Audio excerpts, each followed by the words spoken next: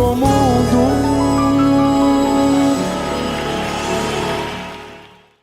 Alô, mundo! Olha eu aqui! E aí, minha rapaziada? Salve, salve, meu povo do samba, meu povo paulista! Mais uma quarta-feira, nosso especial sobre samba de São Paulo. Mais uma grande história. E hoje a gente vai lá nas origens. Hoje a gente vai conhecer um pouco mais como surgiu, como começou esse samba aqui de São Paulo. Esse samba que tem muitas peculiaridades, como a gente já viu ao longo aí das nossas entrevistas. A gente já trouxe aqui gente do Quilate de Raquel Tobias, Clube do Balanço, Diniz Isidoro, Seu Moisés da Rocha, nossa história viva, a galera que era do Quinteto em Branco e Preto, que hoje nos dá de presente um monte de trabalho aí, que Maurílio de Oliveira, Everson Pessoa, Iveson Pessoa. Então, muito material para a gente estudar essas peculiaridades do samba de São Paulo, sempre reforçando.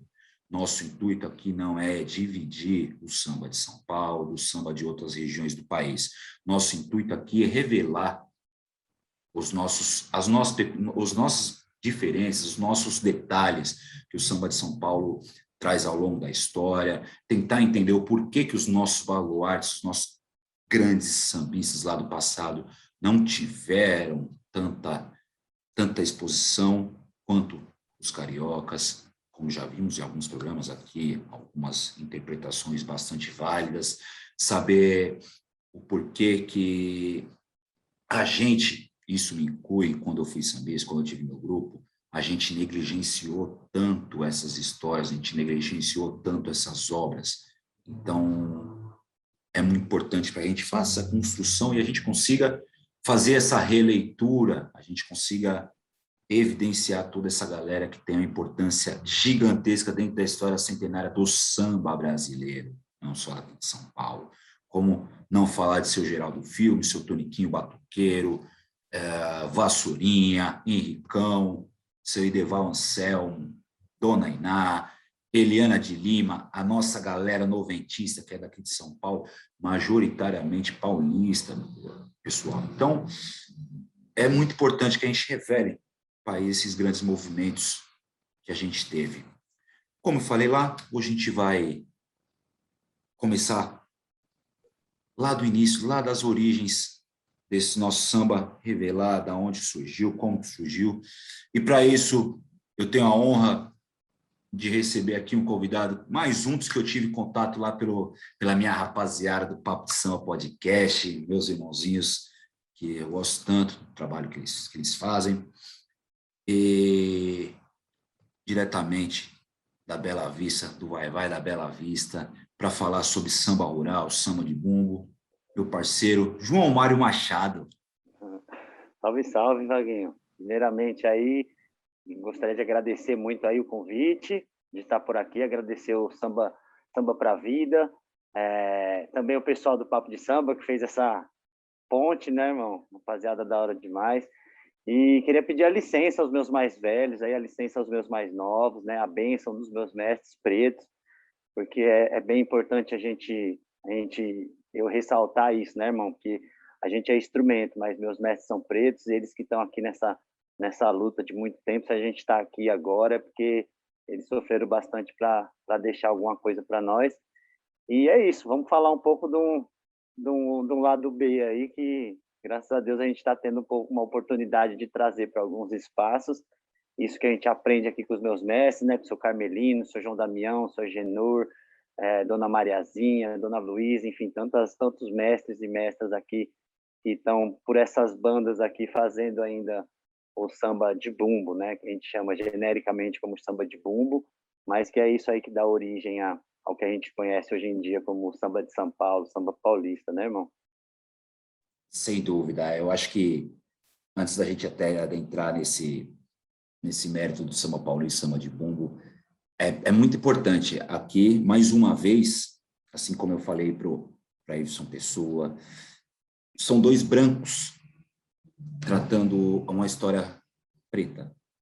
É muito importante, sem querer fazer juízo de valores, sem querer doutrinar pessoas para religião A, religião B, mas a gente, enquanto sambistas, a gente precisa ter um mínimo de respeito com essa história preta, com essa história de quem veio antes da gente, porque o nosso meio, a nossa cultura, o que a gente ama, o que a gente faz, vem de uma negritude, vem de uma história preta. Então, é muito importante. Eu acho muito bonito.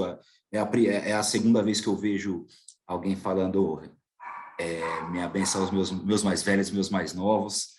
Primeira vez foi lá com o Tadeu Caçula, quando ele fez parte lá do movimento da Festa dos Batuques Paulistas. E eu achei muito bonito, muito interessante. Então, eu acho que é muito importante a gente evidenciar isso, né, João? Sim, claro. Eu acho que são ensinamentos que o samba traz para a vida, né? Esse é o samba para a vida, né? Exatamente. Como diria Madre Eunice, precisamos ser mais sambistas e menos sambeiros.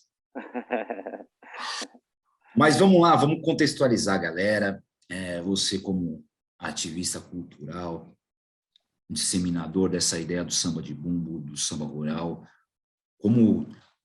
Conta pra gente, cara. Isso vai ser até novidade para mim. São muito poucos registros que a gente tem bibliográficos sobre essa história. Como é que começa? Como é que se dá? Quais são as maiores influências? De qual povo que é majoritariamente esse movimento do samba de bumbo?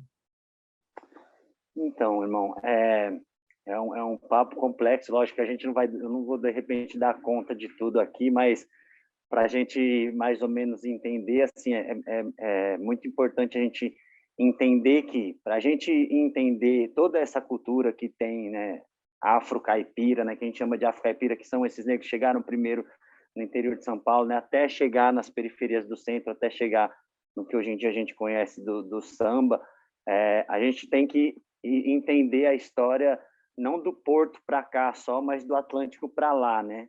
Então, a gente entender a cultura centro-africana, né, que é, praticamente todos os escravizados que desceram aqui no Sudeste eram centro-africanos, né?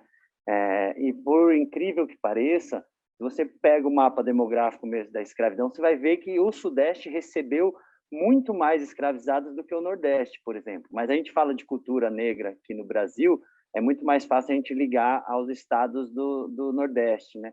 Então, o Sudeste ele tem uma história preta, né, que é grande. Só no Cais do Valongo, ali no Rio mesmo, foram mais de 1 milhão de escravizados que desceram naquele cais. Mas o Sudeste, principalmente São Paulo, ele tenta a todo momento embranquecer a história, né? Ele tenta a todo momento apagar a história de São Paulo, que é uma história preta.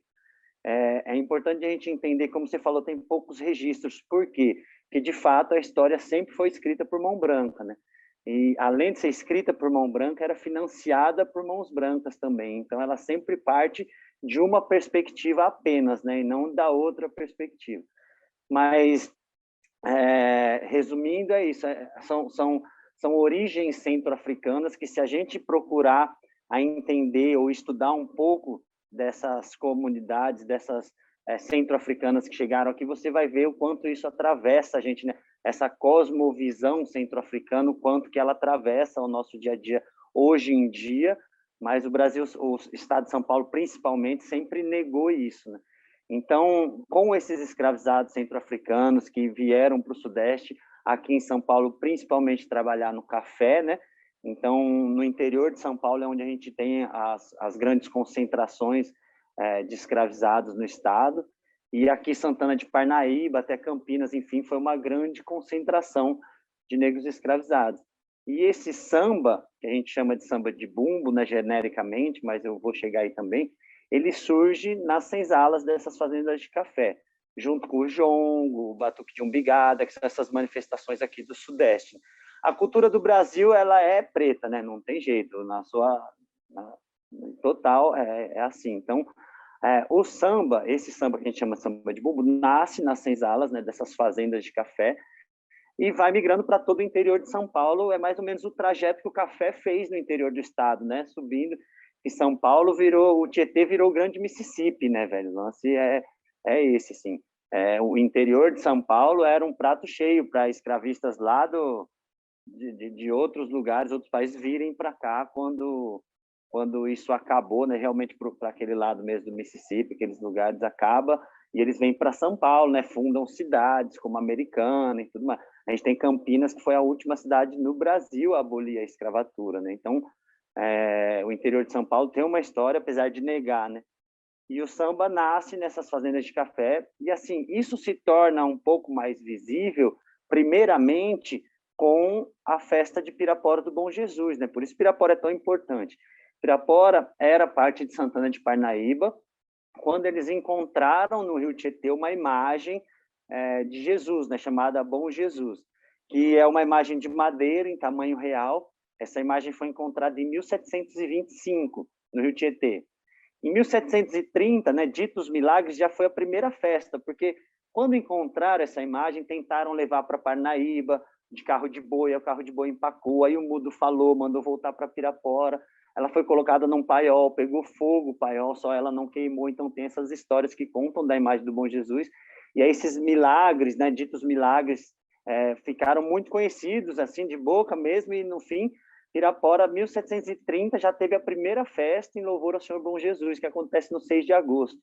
E, naturalmente, se tornou o principal polo turístico religioso do estado de São Paulo. Era maior que a Aparecida do Norte, por exemplo.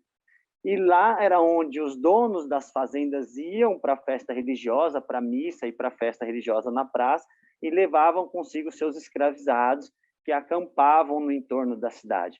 Então, a primeira pessoa que escreveu sobre esse samba foi justamente Mário de Andrade, que conheceu esse samba já, né, recente, década de 30, pensando que eles já se encontravam em Pirapora desde 1700 e pouco, né, enfim. Ele ouve esse samba a primeira vez na Rangel Pestana, no Brás, e falam para ele, Pirapora que tem, você vai lá para conhecer. Só que ele chegou na década de 30, Pirapora já estava deixando de ser esse grande polo turístico religioso, sabe? Estava começando a diminuir. E por ser o grande polo turístico religioso, também era a maior concentração dessas manifestações, foi um polo das manifestações tradicionais, né, do interior de São Paulo, que era o jongo, era o batuque, era o samba de bumba, eram as congadas. Ali em Pirapora eles tinham um terreno para fazer a sua festa, a sua maneira, né? Então, ao passar do tempo, isso foi perdendo um pouco, por diversas ocasiões na cidade de Pirapora, tanto do Rio, poluindo e tudo mais, foi perdendo, né? Mário de Andrade chegou na década de 30, já estava se acabando, ele relata uns 2 grupos de samba que ele encontrou por lá, então ele relata a passagem do Barracão, né? Porque foi uma passagem muito importante, que Geraldo Filme também eternizou no samba dele, né? Por quê? Quando a igreja começou a perceber que era muita gente, né, esses escravizados e pobres acampados no entorno da cidade, ela manda construir 2 barracões para servir de dormitório para essa galera. Em um, eles usavam realmente para dormir, mas no barracão, que era ali mais próximo da igreja, eles usavam para fazer o samba, o jongo, a festa deles, né? Tida pela igreja como a festa profana, né? Porque é nego batendo bumbo, dando um bigado, né? Aquela coisa meio... Sabe esse olhar que a gente tem para o funk hoje em dia? É mais ou menos esse olhar que a igreja tinha para essas manifestações também nessa época. E aí, Mário de Andrade foi a primeira pessoa, como eu falei, ele escreveu um artigo que chama O Samba Rural Paulista, ele denominou assim, porque era um samba que ele viu que vinha do interior, e foi a primeira pessoa a escrever. Ele publicou esse artigo na revista do Arquivo Municipal, na número 41, ele e um outro amigo de pesquisa dele, Mário Wagner, que falou também da festa de Pirapora, relatou rinchas de grupos de samba dentro do barracão. Então, a partir daí, você vê como é recente que se tomou nota de uma história dessa. E a gente fala de Pirapora como berço do samba de São Paulo justamente por isso, porque não que nasceu em Pirapora, mas Pirapora acolhia todos esses grupos que vinham, esses batalhões, né, como nossos mestres chamam, que vinha do interior para fazer o samba.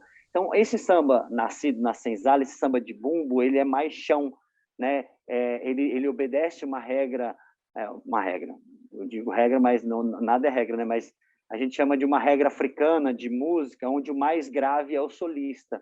Então, só aí ele já diferencia bastante do que a gente entende de samba hoje em dia. O samba de bumbo, o instrumento maior, que é um bumbo, ou a zabumba, que tem as suas 28 polegadas, por exemplo, como aquele surdão que a Nenê usava, que o Vai-Vai usava, enfim. Essa zabumba é quem sola no ritmo, então ele não tem instrumento de sopro nem de corda, ele é feito sistematicamente por instrumentos de percussão, e esse bumbo maior e mais grave, musicalmente, ele domina essa manifestação. Então, se eu quero cantar, eu tenho que levantar a mão e encostar no bumbo para ele parar, para eu poder cantar outro ponto. Então, ele é meio que o dono da brincadeira, né? A sambadeira vai sambar na frente dele. Por isso, a gente genericamente chama de samba de bumbo, porque o bumbo é o cordão umbilical que liga essa manifestação, né? Como você diferencia? Você entende que o grave é o solista, como nos atabaques de candomblé, por exemplo, em várias manifestações afro-brasileiras ou afro-africanas, né? O Ocidente tem medo do grave, né, irmão? Então, o grave, ele cientificamente, comprovadamente, ele mexe muito mais com a gente. Então, o Ocidente tem um pouco de medo disso, né? Da onde que isso pode levar a nossa consciência, mas a maioria dessas manifestações ainda guardam isso, né? Do grave ser o solista. Ele é feito por esse bumbo grande, um surdinho e uma caixinha. A gente chama de surdinho e caixinha porque são instrumentos também de madeira afinados com corda e pele, só que o surdinho é um mais compridinho e a caixinha é um menorzinho. Todos graves, só com couro, mas o bumbo maior é o mais grave deles. O surdinho e a caixinha fazem marcação e a zabumba que faz o solo nesse ritmo. O chocalho, ou que a gente chama de guaiá, alguns você vai ver reco-reco e pandeiro, mas nem em todos. Basicamente, é os compadres que a gente chama. É o bumbo, surdinho e a caixinha. Eles são os três compadres. É os instrumentos base de todos esses sambas que a gente chama ainda de samba de bumbo. No interior de São Paulo, a gente ainda somos em 9 grupos tradicionais. E grupos tradicionais que a gente entende são esses grupos que ela vai passando de geração, enfim, grupos que estão na família há muitos e muitos anos. A gente tem o sambalenço na cidade de Mauá, a gente tem aqui em Santana de Parnaíba o samba do Henrique Preto, que é o Grito da Noite agora, e o samba do Cururuquara, qual a comunidade que eu faço parte. A gente tem em Vinhedo o samba da Dona Aurora, a gente tem no município de Quadra, que é ali vizinho a Tatuí, o samba caipira, que todos esses que eu estou falando são sambas de bumbo. Tem o samba de Pirapora, tem o samba de Campinas, o Nestão Estevão, que é do falecido mestre Alceu, que agora a mestra Rosa toca com muita maestria aquele samba lá, enfim, caiu na mão das pessoas certas, né? O companheiro do Alceu toca lindamente aquela galera ainda, junto com a Dona Tina, mãe do Alceu, e tem o samba de Itu, o sambalenço de Piracicaba, desculpa, e o samba de Itu, que está sendo reavivado agora, né? Ele passou um tempo adormecido e está voltando agora. Todos esses sambas, Vaguinho, que eu falei para você, essas comunidades, eles ainda fazem o samba de bumbo, cada um com o seu sotaque, né? Aquele lance de língua portuguesa, né? Mas o mineiro fala de um jeito, o baiano fala de outro jeito, o paulista fala... Né? Apesar de ser português, tem um sotaque. Então, esses grupos têm cada um o seu sotaque, mas esse cordão umbilical, que é o grande bumbo solista, e que você repara que ele é uma figura central na brincadeira, ele vai estar presente em todos. Então, a gente fala que o bumbo é o nosso inquice, né? Como a gente vê na estatuária centro-africana, os inquices eram uma estatuária de madeira carregada pelos ingangas, os grandes médicos tradicionais centro-africanos, que eram objetos sagrados de poder. E eram essa estatuária de madeira, né? Que é uma ideia de estatuária diferente da que a gente tem, que é a romana, enfim, que é para não acabar nunca, que é feita de mármore, de pedra. A estatuária centro-africana, ela vive e ela morre. Então, ela é confeccionada na madeira porque ela tem um período de vida. E para as comunidades centro-africanas, a sua ancestralidade ela está muito mais ligada ao cordão umbilical do que ao uri, né, a cabeça. Então, nessas manifestações do jongo, a gente vê a importância do umbigo. No batuque de umbigada, a importância do umbigo. E assim como no samba de bumbo, a gente carrega esse bumbo no nosso umbigo, seria como a extensão do nosso umbigo. Então, esse bumbo, ele é tão importante para nós, né? Ele é um objeto sagrado de poder, onde toda a ancestralidade do samba está resumido nesse instrumento. Então, quando ele nasce, ele é batizado, ele recebe um nome. Aqui no Cururuquara é o Canguçu, em Vinhedo é o Trovão, em Mauá é o Sete Légua, em Campinas o Azulão, e assim vai. A gente dá de beber para ele na hora do samba, a gente reverencia ele antes de começar o samba. Então, por essa importância toda, esse samba chama-se samba de bumbo, né? Porque você vê que o bumbo é uma figura referencial nisso. E esses sambas que aconteciam aqui no interior de São Paulo, esses batuques, se encontravam em Pirapora. Então, não dá para a gente falar do samba de São Paulo sem passar por Pirapora, porque Pirapora foi o berço, realmente, né, onde todos se encontravam. E de Pirapora surgem, por exemplo, eram frequentadores da festa de Pirapora, seu Dionísio Barbosa, Madre Eunice, enfim, Pé Rachado, enfim, grandes sambistas de São Paulo frequentavam ainda as festas de Pirapora. Por quê? Com o fim da cultura cafeeira, esses negros sem trabalho aqui no interior, naturalmente, numa mesma época que a cidade de São Paulo estava tomando cara de grande cidade, né, irmão? Era natural que aquilo representasse para eles um grande atrativo para buscar trabalho. Então, houve essa grande diáspora, né, do interior para o que eram, na época, as periferias do centro, né? Que era ali a Bela Vista, a Baixada do Glicério, né, a Barra Funda, que foi a pequena África paulista, né, cara? Então, eles chegam nas periferias em busca de trabalho, lá também não conseguem trabalho, obviamente, e aí chega nessa história que até geral do filme já conta um pouco para nós, né, do Largo da Banana, por exemplo, que era onde eles iam comercializar o que eles ganhavam em troco de pequenos bicos, né, que eles passaram a viver de fazer bico. As mulheres iam trabalhar em casa de família, de lavar e qualquer coisa, e os homens carregavam cesto na feira, uma coisa que outra ali, e tinham como ponto de comércio, diz que eles ganhavam o Largo da Banana, que era um ponto estratégico em São Paulo, né? Que era onde chegava o trem que vinha do interior, como o que descia, enfim, então ali a rodoviária da Barra Funda. Ali a gente podia dizer que seria a Pedra do Sal do samba de São Paulo, né? Ao contrário da Pedra do Sal, em São Paulo, eles construíram um pontilhão e um memorial da América Latina no que era a grande Pedra do Sal, o grande quilombo urbano do samba de São Paulo, ali na Barra Funda, né? Onde surgiu o primeiro cordão carnavalesco, camisa verde, da Barra Funda, comandado por senhor Dionísio Barbosa, frequentador das festas de Pirapora. Então, eles chegaram em São Paulo, nessas periferias, ainda com essa memória do interior.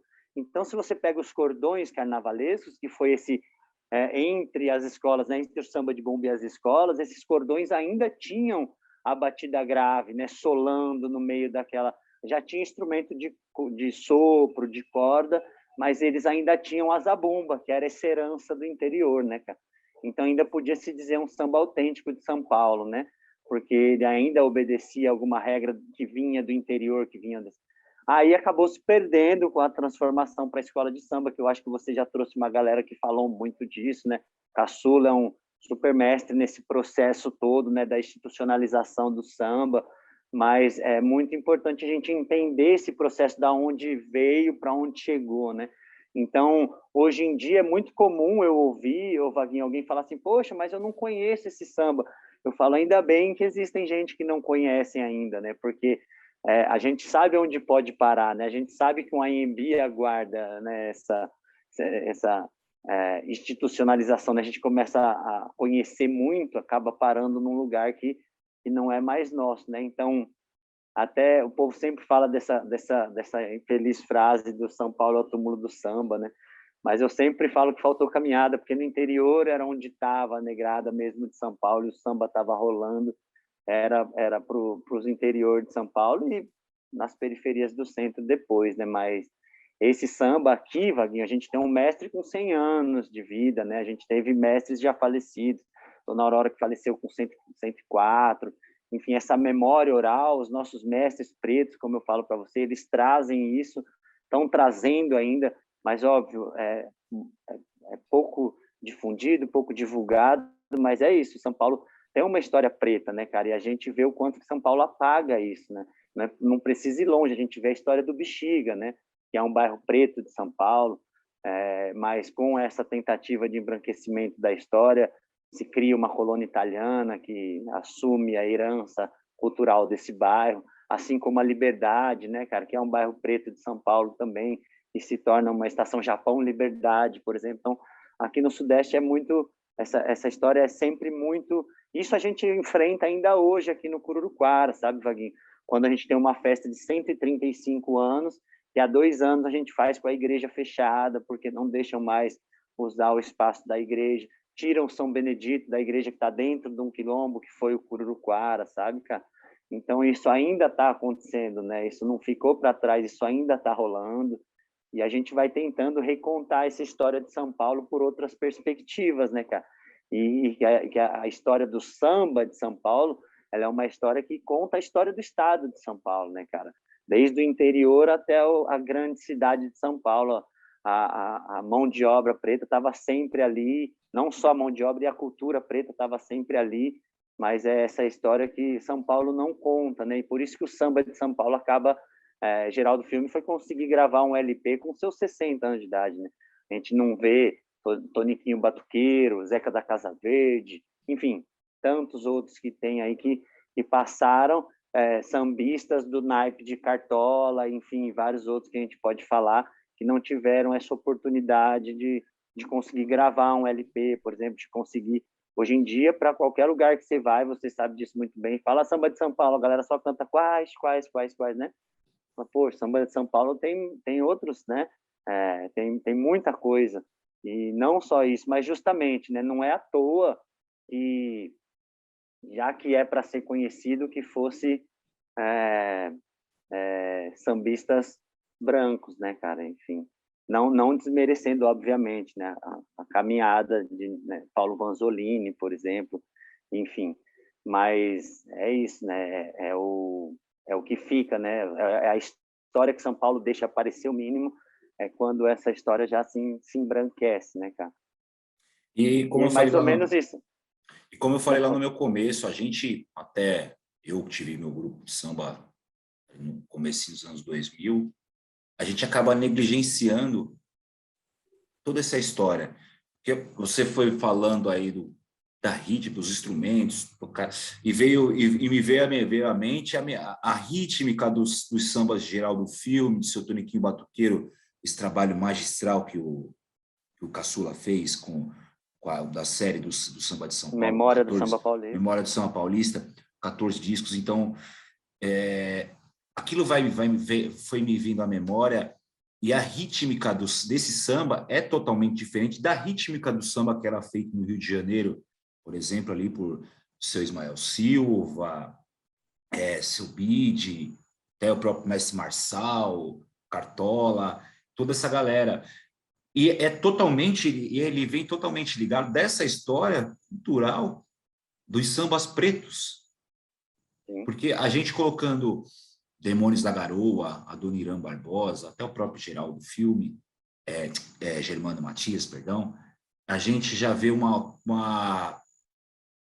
outra rítmica. Não que eles não fizessem, não que eles também não trouxessem essa ruralidade, né? Só que a ruralidade que eles traziam era uma ruralidade já meio europeizada. Não sei se existe esse termo, europeizada, né? Melhor dizendo, porque eles já trazem os violões tenores, né? Já traz os violões de 6, 7 cordas, já trazem a timba, mesmo sendo um instrumento preto, a timba, mas já é uma outra linguagem de samba, tão boa quanto, Sim, tá? sim. Não é Não desmerecendo, fazendo julgamento de qualidade, não, mas não, no sem fazer entendimento juízo de valor. histórico. Sem fazer juízo de valor, é um outro entendimento. Até por conta que eles são, a origem é outra, né? O seu Adoniran Barbosa, ele vem de um reduto majoritariamente italiano, que é o bairro do Brás. Então, as influências dele foram outras também.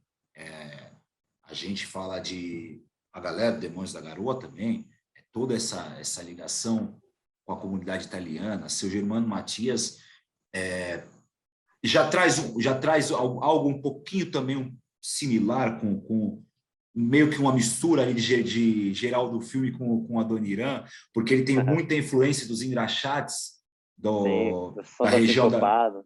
da região da 15 de novembro, aquele lance de bater na latinha da graxa, porque também era o único instrumento que aquela galera tinha, ou então as caixas de Exatamente. engraxar.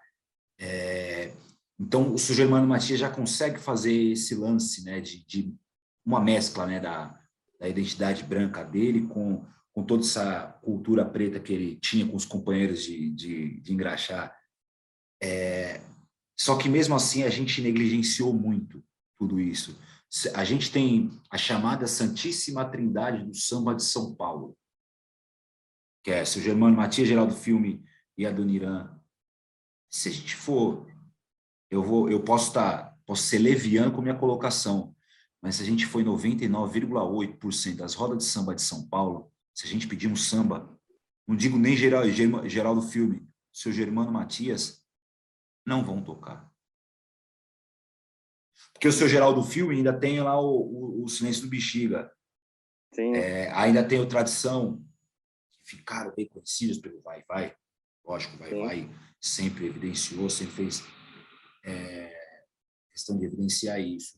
Mas o seu Germano Matias, acho difícil, inclusive, hein? O Geraldo, ele tem um samba que ele fez para o Peruche, não sei se você conhece, que é super interessante também, que fala da festa de Pirapora, né? Pirapora, Pirapora. O cara fez samba pesado para um monte de escola, né? O cara era bom na caneta, né? Então, é daí que vem a importância, e daí também que vem o meu convite para que a gente possa revelar toda essa nossa, não só ancestralidade religiosa, ancestralidade preta, mas saber da onde que surge tudo isso que resulta, por exemplo, num Raça Negra, que faz um tipo de samba diferente ali na década de 90, mas que é resultado de toda uma pavimentação que, como você bem colocou, vem desde o século XVIII. Não é uma pavimentação que aconteceu ali no final do século XX. Vem lá do século XVIII, com uma tradição majoritariamente religiosa. E o mais legal, que você me traz uma junção de culturas, uma junção de religiões, porque a gente pega em Bom Jesus do Pirapora, uma festa católica, com toda a religiosidade preta dos africanos que vieram escravizados para o Brasil, e se formam uma comunhão. Por mais que a igreja vá se deslocar, eu me corrija se eu estiver errado, mas eu entendi que esses barracões foram uma espécie de acolhimento para que essas pessoas não ficassem totalmente ao relento. Exato. Para que essa comunidade preta que estava ali para festejar essa divindade católica também pudessem participar à sua forma, por mais que fossem separados, mas de alguma medida entenderam que ali eles também estavam para cultuar a mesma divindade. Então, mas tem um processo que o Barracão passa que é justamente de demolir por conta de achar que aquela festa estava profana demais, a igreja, em comunhão com o poder público, derrubaram os barracões, né? Então, tem esse outro lado, porque é isso, a partir do momento que eles acharam que aquilo era profano demais, né? Estava ferindo uma religiosidade, aí eles resolveram derrubar o barracão, derrubar os barracões, né? Os dois foram derrubados, demolidos, mas o samba continuou rolando na rua, eles não deixaram de frequentar Pirapora por conta disso, mas aos poucos foi perdendo, né? A Aparecida do Norte crescendo muito como o principal polo turístico religioso, né, do estado de São Paulo, e Pirapora foi ficando para trás. Tem o lance do Tietê, que está bem no meio da cidade, tem várias casas que são fundos para o rio, por exemplo, e o Tietê lá é esse mesmo Tietê de São Paulo, né? Uma água preta, tá praticamente um esgoto a céu aberto, então foi perdendo, mas ainda hoje dia 6 de agosto, é um dia super bonito de visitar Pirapora, mas de fato há uma comunhão das religiões, porque é isso, né? O samba, o que eu acho mais legal é que ele tem esse poder de juntar, né? Porque é isso, né? Quando você sabe quando você está só se divertindo, quando você está pedindo para um santo, quando você está pedindo para um orixá, quando você está de cada um, né? Mas é isso, ele não tem uma religião, né? São todas as religiões, mas de fato há uma religiosidade.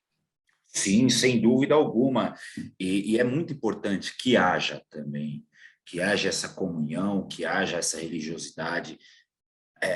Esse é o cerne do samba, né? o samba que a gente conhece hoje, a forma como é que a gente conhece, tocado, que conta-se a história que iniciou-se na casa de Tia Ciata, no Rio de Janeiro, já foi um movimento de comunhão, Sim. isso daí. Já foi um movimento de encontro entre homens e mulheres, num terreiro, ao redor de panelas, sempre carregada muita comida. Então, essa comunhão, outro exemplo, vamos antes de falar, outro grande exemplo, o próprio Vai-Vai teve que se habituar e saber se comunicar com a Igreja Católica para poder se estabelecer, para poder continuar estabelecido no bairro do Bexiga, poder fazer essa comunhão da comunidade preta com a comunidade italiana. Então, o samba sempre foi muito resultado de muita comunicação, muito diálogo. Por mais que, historicamente, a repressão, o samba, como bem disse meu amigo Dinês Idoro, o samba ainda é um ato de resistência, sempre foi, o samba sempre teve que se provar, assim como é o povo preto. O samba é o retrato da história do povo preto, até nos dias de hoje. Até hoje, o samba ainda sofre as suas resistências.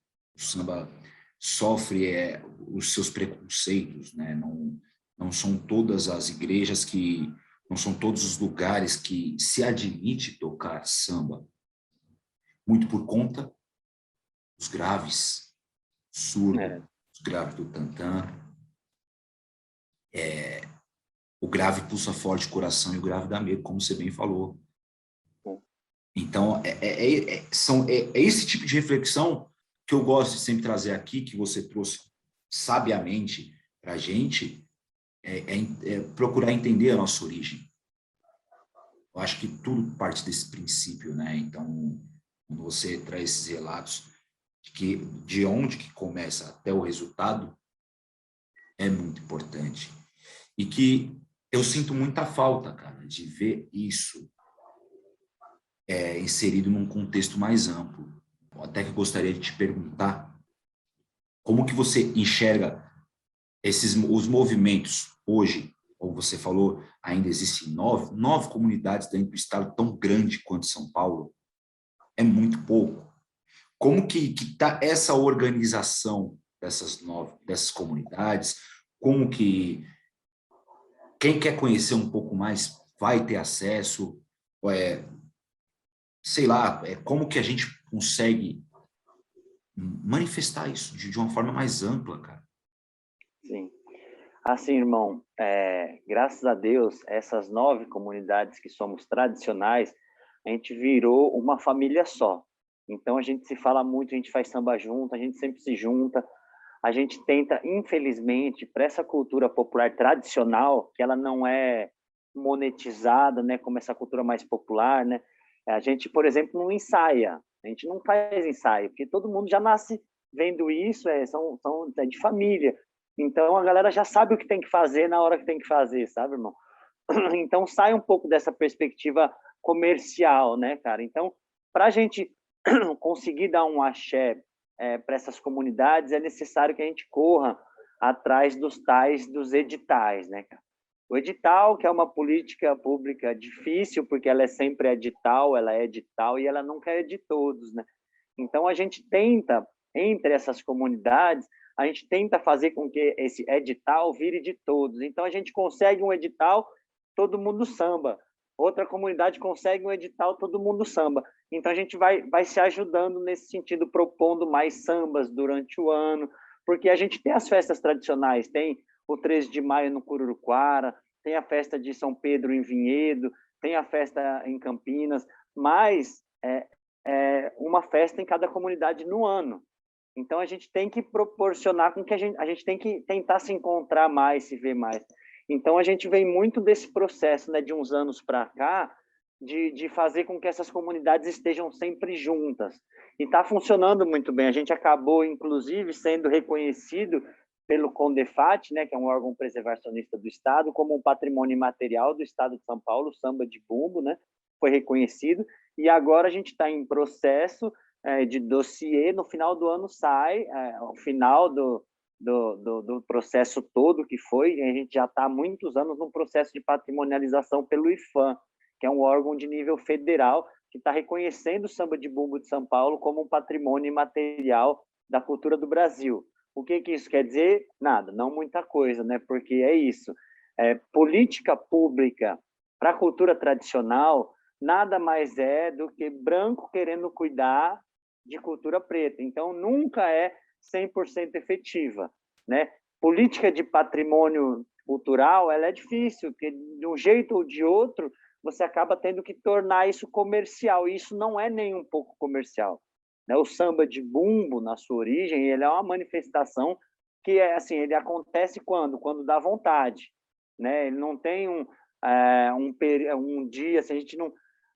Aí é isso, ele não tem uma programação, né? A gente não tem um empresário, essas coisas que né, a gente lida com a nossa correria como músico de roda de samba, pelo menos, ou como percussionista.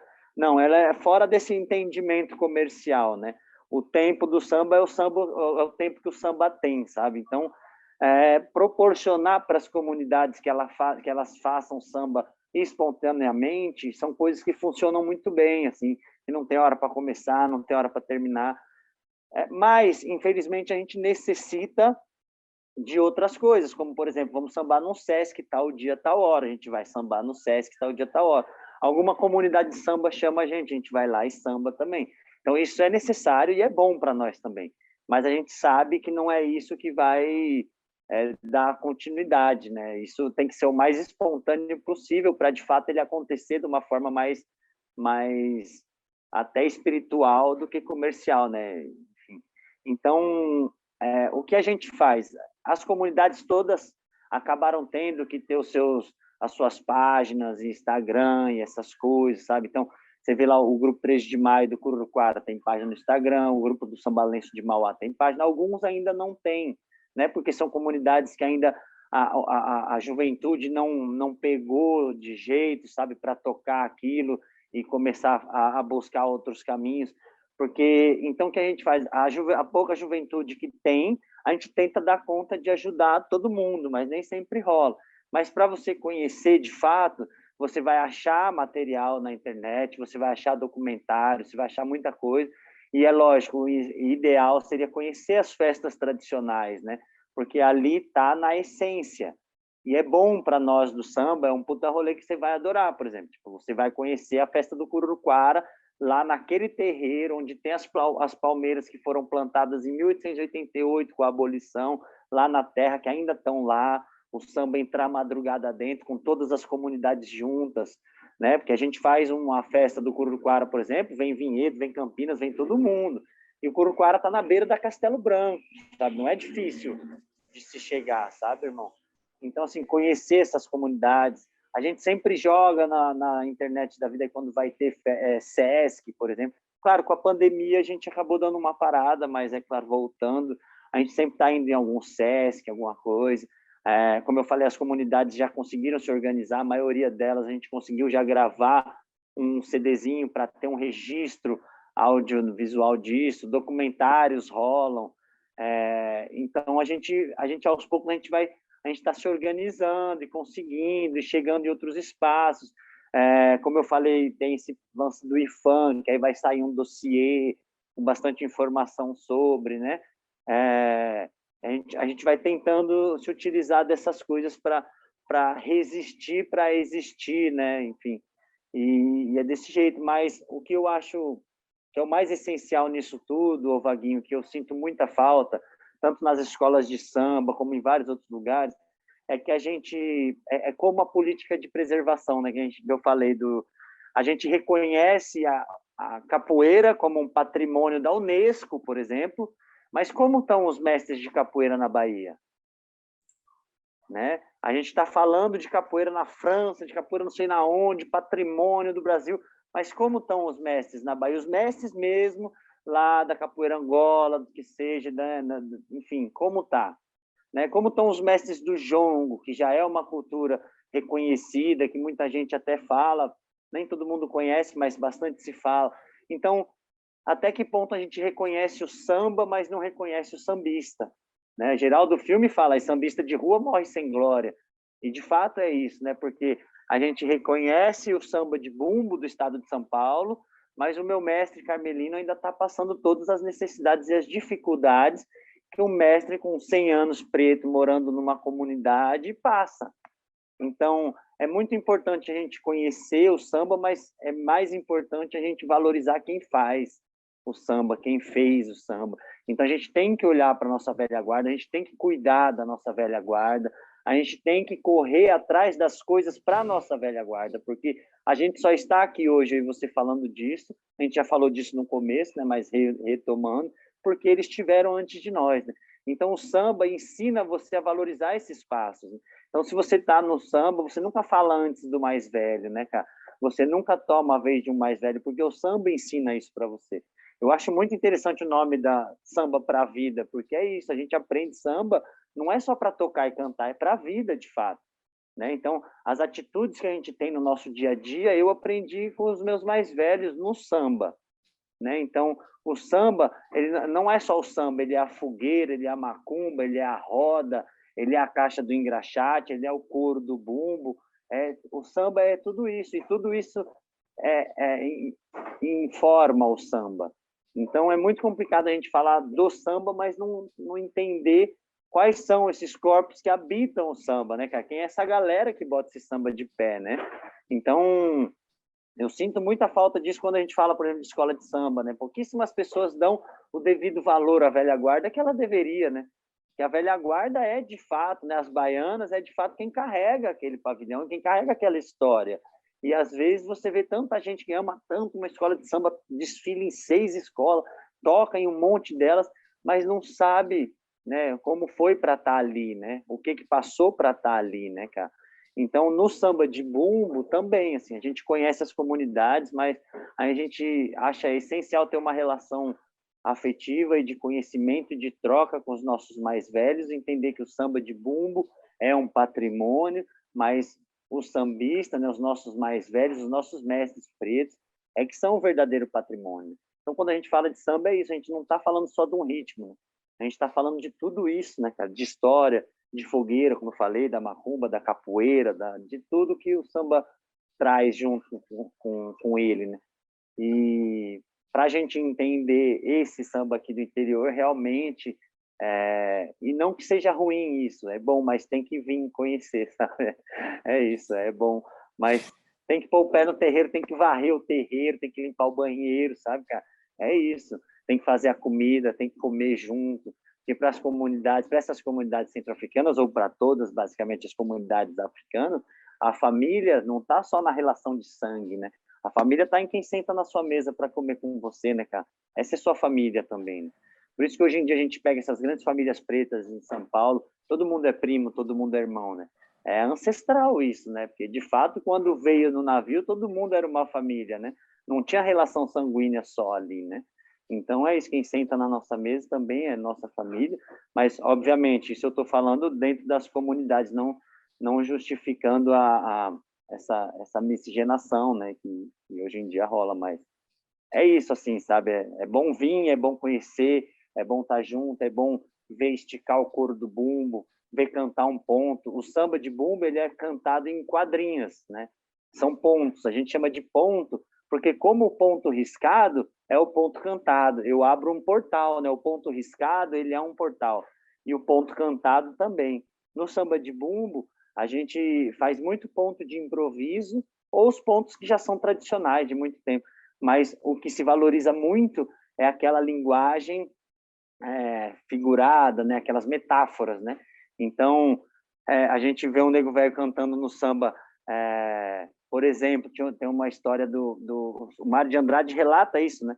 Ele conheceu aqui em Parnaíba um negro velho que devia ter os seus 100 anos de idade, seu Isidoro, e ele falava assim para ele, que tinha um samba que ele falava da fofoca, que era mais ou menos assim: da meia-noite pro dia, da madrugada pra cá, um carocinho de milho deu 20 arqueires de fubá, um caroço de milho deu 20 arqueires de fubá.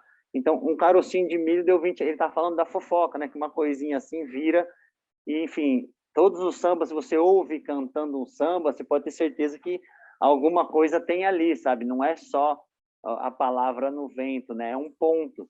Tanto se eu canto esse ponto para você, eu dei um nó na linha, e você vai ter que desamarrar esse nó. O nego velho fala que o nego ficava 3 dias amarrado no samba, sem saber devolver, sem saber desatar o nó.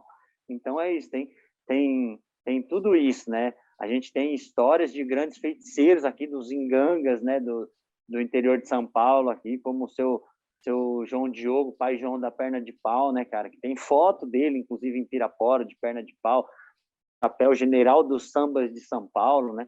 E seu Carmelino aqui com 100 anos de idade conta para nós, quando era pequeno, via ele fazer feitiço no samba e nascer bananeira, todo mundo tem que comer, sabe, irmão? O samba é o feitiço na palavra também, é o cantar, é o tocar, enfim, é essa religiosidade, né? Que está ali também. Então, é isso que mantém isso vivo, principalmente, né? Principalmente. É essa religiosidade, como você falou, que é importante também para manter vivo, né?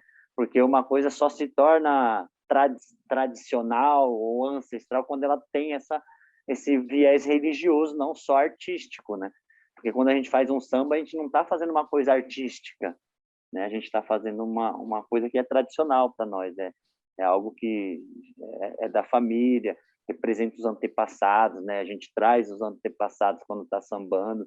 Não tem como você não sambar e não lembrar dos que se foram, dos que ensinaram. É uma tradição muito oral ainda, né? Como é toda a tradição afro no Brasil, né? Ela foi passada de boca. Então, a gente ainda tem muitos mestres, mas muitos já se encantaram e a gente vai tentando, através dessa junção entre todas as comunidades e dando uma força aqui, outra ali, para que a juventude também se interesse por isso, tome isso também para si. E a gente acha muito legal também quando grupos de samba, por exemplo, a gente fez um trabalho há pouco tempo com o Cláudio Silva, né, o Samba da Roça, e ele vem com essa proposta de juntar o cavaco surdo com o bumbo, o surdinho e a caixinha, entendeu, cara? Que é uma coisa que pouco São Paulo ainda hoje em dia tenta fazer, se espelhar não só no telecoteco, não só no partido, mas se espelhar como o Geraldo Filme fazia na viola caipira, por exemplo, né, cara? No bumbo do interior, né? A gente vê, mais uma vez, usando de exemplo as escolas de samba, o quanto vai no meio de ritmistas é criticado por ter um samba para frente, por exemplo. E isso é herança do cordão, o samba de bumbo é para frente, né? O grave do vai-vai não é à toa. O grave do vai-vai é uma herança do cordão, que é grave porque o samba do interior é grave, né? Então, o vai-vai não é para frente à toa porque corre, é porque ainda é uma das únicas que obedece essa regra, ainda trouxe essa herança do cordão. O samba de bumburgudum, porcutum, ticutum, ticutum, tum, porcutum, porcutum, é para frente, tá ligado? É para frente. Então, é isso, traz essa herança. Então, o quanto São Paulo mesmo não se apropria do que é de São Paulo para criar também, né? O que era muito legal, que é muito importante, né? Mas o que eu sinto do movimento do samba em São Paulo no geral, que me deixa muito feliz, é ver quanto as comunidades de samba de São Paulo são fortalecidas, né, cara? Isso é muito legal, porque eu sou particularmente um cara que não gosto de ir num barzinho ver samba, por exemplo. Eu gosto de colar numa comunidade de samba. Acho muito mais legal você ir numa comunidade de samba do que você numa balada que está tocando samba, por exemplo. Então, eu acho que São Paulo teve esse lance de pagode da 27, é o samba da Praça no Grajaú, é o samba da Vela, é o samba da Laje, é o samba do Bule, enfim, várias comunidades de samba em São Paulo super fortalecidas e que é importante, porque são quilombos, né? A gente precisa se aquilombar. Minha madrinha, Maria Helena, né? Dica, salve Maria Helena, salve Dica do Rosas, né? Embaixadores do samba de São Paulo. Ela fala isso, é necessário se aquilombar. E, de fato, esses movimentos são quilombos, né, urbanos na cidade de São Paulo. E é muito importante que sejam fortalecidos. E é muito legal ver esse movimento, né, acontecendo em São Paulo, né? E essas comunidades, muitas das vezes, né, como a gente vê o samba do Congo, a galera tenta jogar samba autoral, é samba de São Paulo, é samba falando de uma realidade de São Paulo, que é importante. Como eu falei, sem dizer se aqui é bom, eu ouço muito samba do Rio, obviamente, eu sou, tipo, disco que eu tenho do fundo de quintal todos, é um dos grupos que eu mais gosto, por exemplo, assim, mas a gente precisa dizer que São Paulo tem. Então, não fazendo julgamento de valores, como você falou, não que um é melhor, outro é melhor, tudo o samba é brasileiro, o seu Carlão do Peluche fala isso, é brasileiro, mas a gente tem que entender que São Paulo tem. Senão, a única história que vão contar é a história dos bandeirantes, né? É essa história de Anguera, de Borba Gato, que vira rodovia, que vira monumento, que vira praça, que vira tudo, e não se conta outra história. Não se fala do Largo da Banana, é claro, hoje em dia tem gente falando, obviamente, mas historicamente a gente vê o quanto que isso é apagado. E isso reflete na cultura, nessa cultura comercial do samba, isso é bem explícito, né? O quanto a gente não se apropria do que é nosso, né? Mas nessas comunidades você ainda encontra, não que eles vão tocar um bumbo nem nada disso, mas que saibam entender e falar de São Paulo, conhecer São Paulo através de um outro olhar, que não só esse olhar bandeirista, né? Que nos persegue, que persegue o estado de São Paulo, né? Idolatrando esses caras que foram estrupadores, ladrões, enfim, tudo que há de ruim, mas é a história que São Paulo quer contar, né? Esse estado, a história branca que esse estado quer contar. Então, eu sempre trago muito essa questão, tem até a bandeira do estado aqui pendurada na sala de casa, sabe, cara? Mas entendendo que a gente precisa recontar essa história, né? A gente não tem que não se orgulhar de ser paulista. Eu gosto de ser caipira, por exemplo. A gente até brinca com o termo de caipira de abarreta, né? Porque no fim o boné de abarreta virou um segmento, né? A galera olha para alguém de abarreta, acha que já sabe o que aquilo quer dizer. Mas é isso, o caipira, né? Esse caipira do interior de São Paulo, não é mais só aquele caipira que falta um dente na boca, que mastiga um matinho e usa um chapéu de palha. O caipira também está em movimento, né? E o caipira não é pejorativo, é uma cultura de São Paulo, né? A gente chama de afro-caipira, porque é isso, é uma cultura preta do interior de São Paulo, que está viva ainda, que está rolando e que está se modificando também, né? É lógico, o samba em si, musicalmente, não é aquilo do jeito que aprendeu, enfim, mas as pessoas vão se modificando, né? Vai acompanhando, tudo não é estático. A cultura popular, ela nunca foi estática, né? Ela está sempre em movimento, assim como o samba. Eu fico triste quando alguém pega o pagode 90 e fala, eu não escuto isso aí não, eu só escuto samba raiz. Mas por que não é raiz, né? Porque o pagode 90 também não é uma raiz.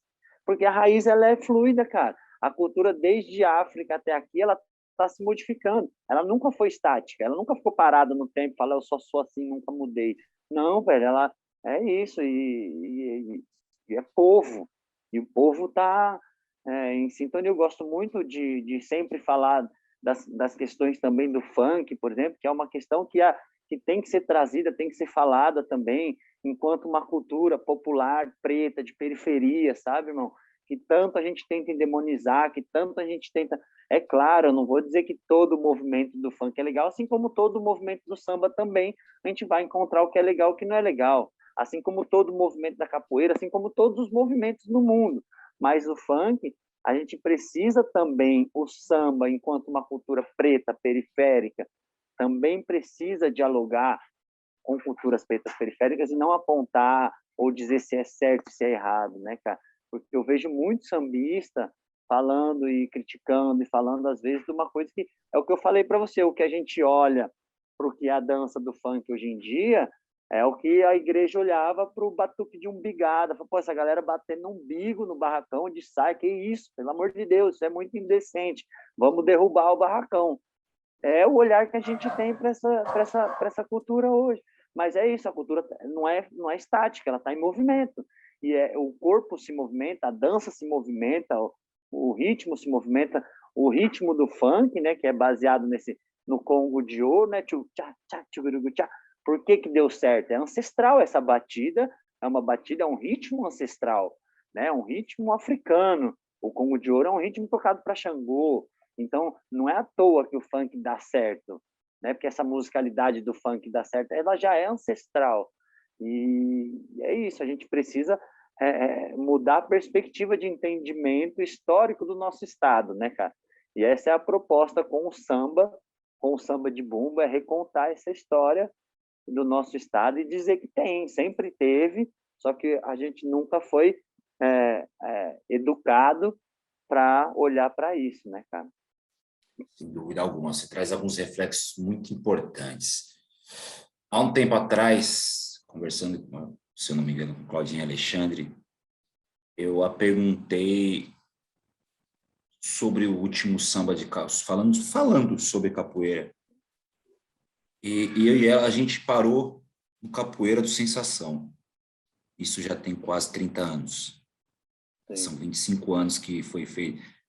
De lá para cá não se fala. Um outro reflexo que você me traz também é a respeito dos pontos. Os pontos eu vejo muita similaridade com o que faz, com o que é hoje o freestyle do rap, as rodas de partido alto versus improviso, os repentes. Isso a galera já fazia lá, tempo dos escravos, lá Tinha que se comunicar dentro da senzala, mas tinha gente olhando, né? Então, nas é assim plantações de nasce a café. capoeira, né? Exato. Também. Mas acho que a coisa mais importante que você me traz, a reflexão mais importante, é a respeito do samba não ser somente a música, não ser somente a religiosidade. O samba é uma forma de se viver. O samba é o bumbo, é o surdinho, é a caixinha, mas o samba também é o cavaquinho, é o pandeiro, é o tantanzinho. O samba é o samba de bumbo, é a cuíca. O samba é o samba de bumbo, o samba é ser Ismael Silva, o samba é Germano Matias, o samba é fundo de quintal, o samba é ferrugem.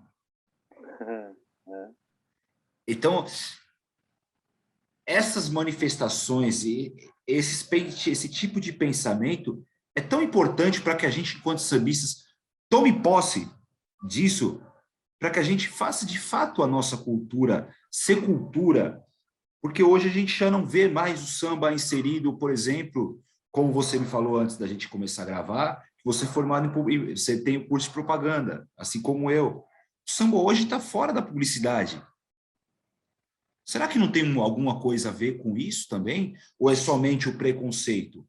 Somente o preconceito racial? Eu acredito que não. Eu acredito que o samba, também por isso, ele foi deixado de ser tratado como cultura, como patrimônio histórico que é do país, né? Como um verdadeiro retrato do país. Brasil lá fora não é conhecido pelo sertanejo ou pelo funk. Lá fora ele é conhecido pelo samba, pelo futebol, ou pelo carnaval, mas majoritariamente o carnaval do Rio de Janeiro, que faz o quê? Faz samba. Então a gente tem que tomar posse dessa nossa cultura, a gente tem que tomar posse dessas nossas raízes. Você, talvez, acho que tenha sido aqui até agora a maior definição sobre o pagode dos anos 90. Por que não é samba? Porque eu não ouço samba, eu gosto só de samba de raiz. Por que o pagode 90 não é de raiz? O pagode 90 tem muita raiz, porque a galera tudo bebeu da fonte de fundo de quintal, todos eles. E o fundo de quintal bebeu qual fonte? Bebeu na fonte ali, ó, originais do samba, Candeia, Cartola, Nelson Cavaquinho, Roberto Ribeiro, Bete Carvalho. E essa galera bebeu da fonte da onde? Seu Ismael Silva, Bide, Mestre Marçal e Chico Alves e lá para trás. Então tem toda uma ligação, é toda uma continuidade. É tudo uma continuidade. Cara, eu acho que chegamos aqui nos nossos momentinhos finais. Foi uma verdadeira aula para mim ter tido esse papo contigo. Não tem muitas definições. Mas o meu convidado não se despede tão fácil assim de mim, não. Aqui no Samba pra Vida, no Alô Mundo, a gente divide os momentos finais em 3 partes. Primeira delas, João, se você tivesse o poder da caneta, qual o samba que você gostaria de ter escrito?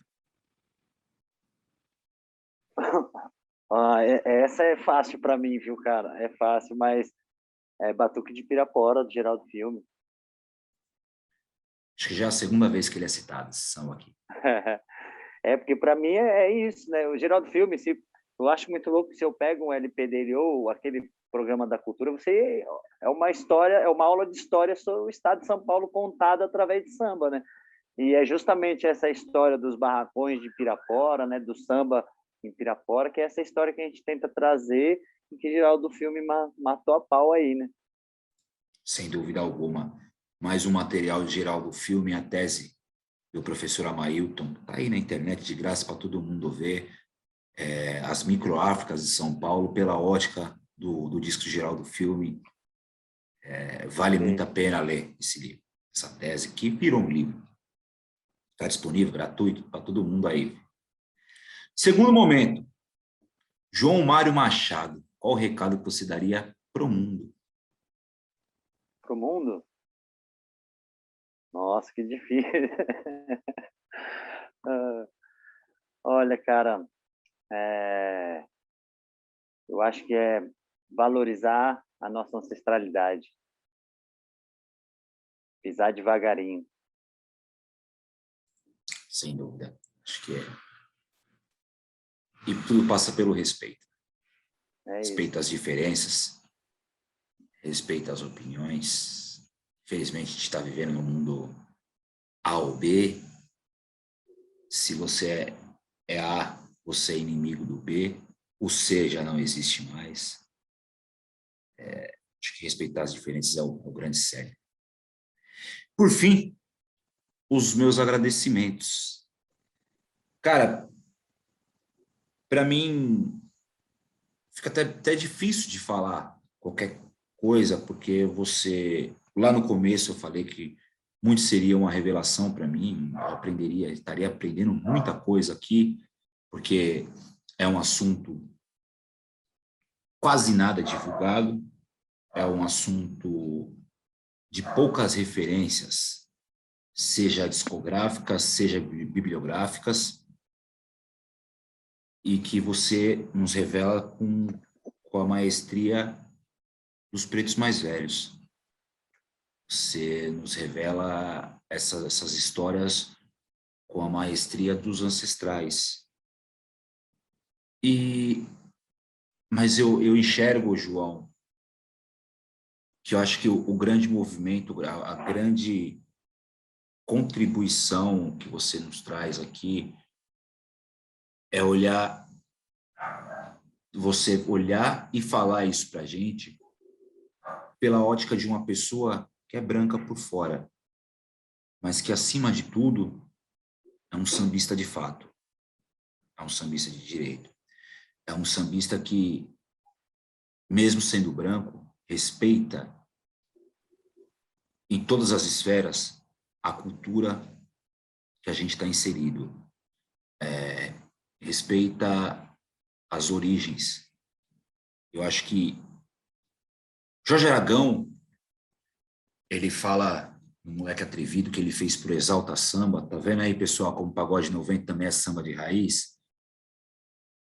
No samba que ele fez, o Moleque Atrevido, o verso dele, comentei junto com o Ifson também, tá chovendo de gente que fala de samba e não sabe o que diz.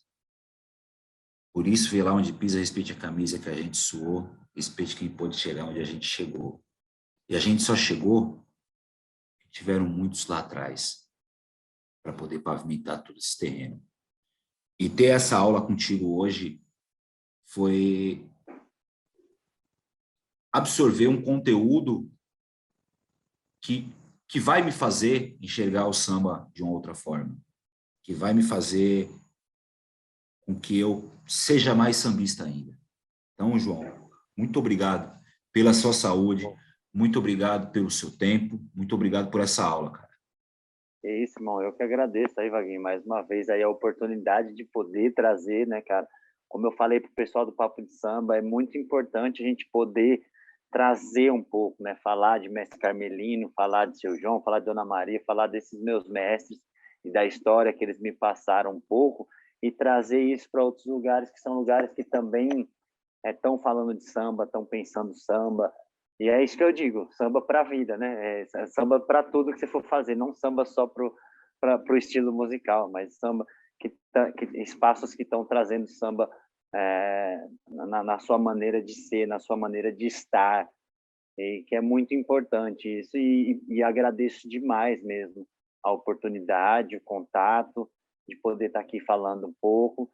Tenho a certeza que é uma troca, assim como eu, com certeza, saio daqui com muitas outras informações, e que essa troca se dê diversas outras vezes, se Deus quiser, oxalá assim, permitir que a gente esteja junto, no presencial também precisamos estar junto, e é isso, irmão, estamos por aqui. Galera que quiser, como eu já disse, procura aí nas mídias sociais, essas coisas que a gente está sempre falando de alguma coisa que vai rolar. Agora que a gente também estreitou esse laço, você vai estar convidado para pular na festa aqui da nossa comunidade, conhecer um pouco disso aqui também. E que bom poder trocar essa ideia aqui com tu hoje. Valeu, meu mano. Gratidão. Gratidão, vocês também, toda a galera do Samba de Bumbo, também já está convidado, assim que Samba para a Vida voltar, vocês virem aqui, vocês tocarem também, fazer Bora. o samba de vocês junto com a gente, vai ser uma honra, vai ser uma grande troca, uma grande aprendizado para todos, sem dúvida alguma. Pessoal, e aí, curtiram, aprenderam? Eu aprendi demais, hein? Que conteúdo maravilhoso, que bênção esse nosso amigo aqui, esse camarada que veio trazer tantas revelações para a gente, viu? Desvendar tantas coisas para do nosso samba paulista. Até a próxima, se Deus quiser. Não percam todas as terças e quintas o samba diverso. Pessoas também não são do samba para falar de samba, onde que o samba está inserido na vida deles. É muito importante. E as quartas-feiras, a história do nosso samba de São Paulo, por diversas óticas. Então, até a próxima, se Deus quiser, pessoal. Alô, mundo, olha eu aqui. Alô, mundo.